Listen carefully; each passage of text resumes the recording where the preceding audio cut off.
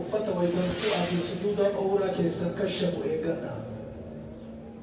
Bakka qabattoo surree itti hidhatan kanaan qaamni dhiiraa mul'achuun awraa.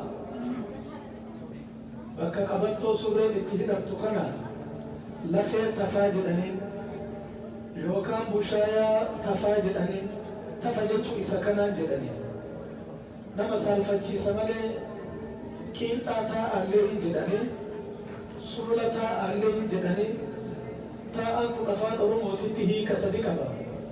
Warra murtiif taa'uun taa'aa jedhan nama gaaddisa jiru nafa ittiin taa'aniinillee taa'aa jedhan bushaayaa kanaan nama guddaa yoo namatti dhufee teessisuu barbaadanillee taa'aa jedhaniin taa'aa nama itti baanaa jiru nafa taa'anii kana bakki kun salaata keessatti mul'achuun awraadha. Baarakallahu fiikum jazaakumullahu khayran.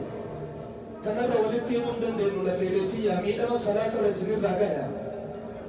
Tokko waan salaanni namaa ittiin fayyaa ta'uu irraa awraan sattaramuudha. Yoo gadi jennu shurraabiin surree keenya keessaa ol bahee awraan mul'ate taanaan namni awraan isaa mul'ate sun salaata haa deebisu. salaanni fayyaan taate. Wabillaahi tawfiiq. Wassalaamu alaikum warahmatullahi.